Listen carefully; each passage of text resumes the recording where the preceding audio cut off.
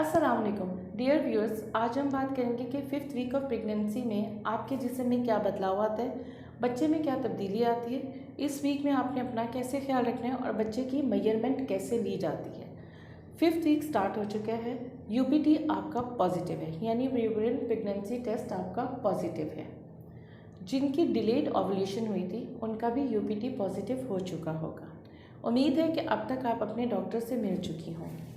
अब मैं आपको बताती हूँ कि फिफ्थ वीक में बॉडी में क्या चेंजेस आती हैं। बॉडी में कुछ लोगों को कुछ भी नहीं होता, लेकिन बास टाइम वीकनेस, फटीग, थकावट, खाना हज़म ना होना, गैस हो जाना, लोअर एब्डोमिनल पेन, पेट के निचले हिस्से में दर्द का होना, नोजिया एंड वॉमिटिंग, दिल का ख़राब होना, उल्टी आना, मतली आना, ये एक कॉमन सिम्टम है जो कि फिफ्थ वीक में होती है।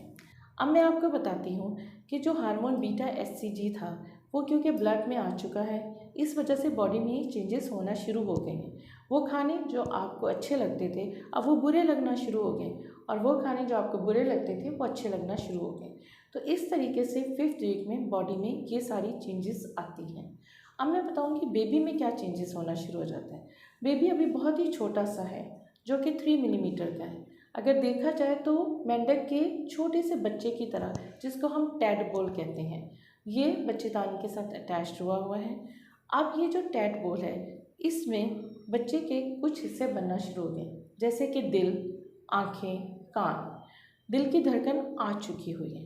अब हमने इसकी मेजरमेंट करनी है। मेजरमेंट के लिए हम क्या यूज़ करते हैं, वर्ड CRL, यानी क्राउन रम्प लेंथ।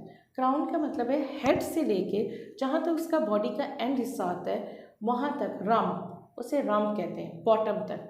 इसकी टोटल मेजरमेंट हम करते होते हैं इस वीक में। इसको क्राउन रम्प लेंथ कहते हैं। अब इस वीक में आपने अपना ख्याल किस तरीके से करना है।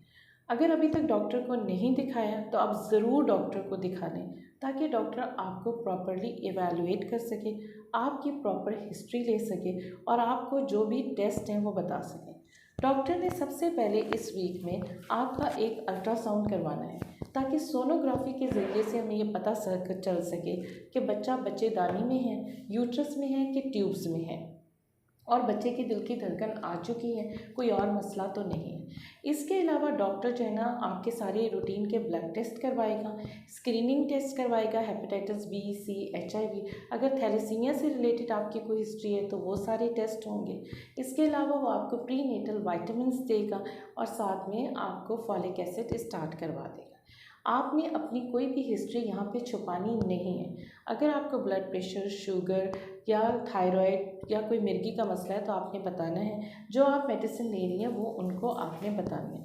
आपने फैमिली हिस्ट्री प्रॉपर तरीके से देनी है। अगर आपकी फैमिली हिस्ट्री में कोई जेनेटिक रेसिस या कोई प्रॉब्लम है तो आपने ज़रूर देना है, ताकि 9वें हफ्ते वो आपका non invasive prenatal test करवा सके, जिसमें पता चल जाता है कि बच्चे में कोई क्रोमोसोमल एबनॉर्मेलिटी तो नहीं है।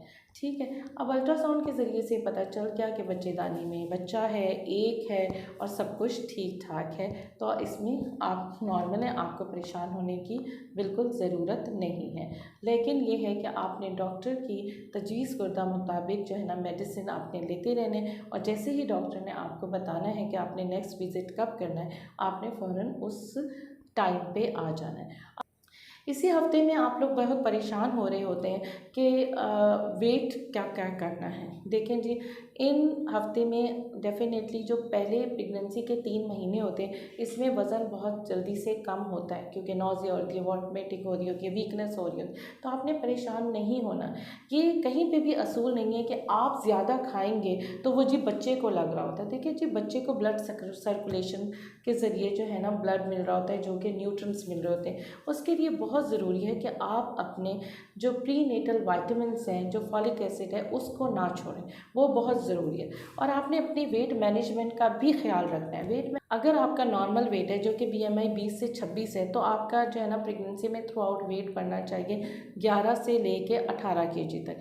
लेकिन अगर आपका बीएमआई ज़्यादा है, आप ओबीस हैं, ओवर वेट हैं और आपका बीएमआई 30 मोर देन 30 है, तो आपका फिर वेट बढ़ना चाहिए 6 to 7 केजी। ठीक है, तो आपने इस चीज़ का ख्याल रखना है, क्योंकि अगर आप ओवर वेट होंगे, वेट ज़्यादा होगा, तो आपकी प्रेगनेंसी में और डिलीवरी के टाइम बहुत सारे रिस्क एंड कॉम्प्लिकेशंस होंगे।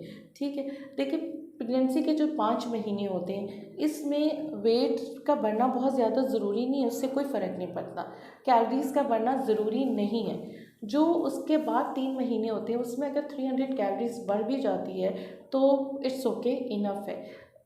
इम्पॉर्टेंट बच्चे के लिए ये है कि जो आपकी प्रीनेटल वाइटामिन्स हैं वो आपने नहीं छोड़े, उसने उसको वो न्यूट्रिएंट्स देना है। अब इसमें बाप का क्या रोल है? बाप का भी एक बहुत ही अहम रोल है। देखिए जी, हेल्दी मदर होगी तो हेल्दी बेबी होगा, हैप्पी मदर होगी तो हैप्पी बेबी होगा।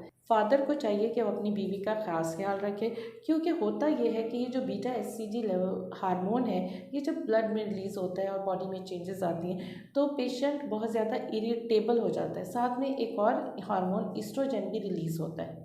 तो इन हार्मोन की वजह से पेशेंट में बहुत इरिटेबिलिटी आ जाती है, चिड़चिड़ापन, मूड का चेंज होना, फिर इसी वीक्स में उसको नौजिया और वॉमिटिंग हो रहा होता है, दिल ख़राब हो रहा होता है, मतली आ रही होती है, उल्टी आ रही होती है। तो इस वजह से बहुत ज़रूरी है कि जो है ना वो इस चीज़ का ख्याल रखें कि अपनी जो बीवी है उसका भरपूर साथ दें। अगर वो लेट आता है तो वो जल्दी आए, घर में जाके उसकी हेल्प करें।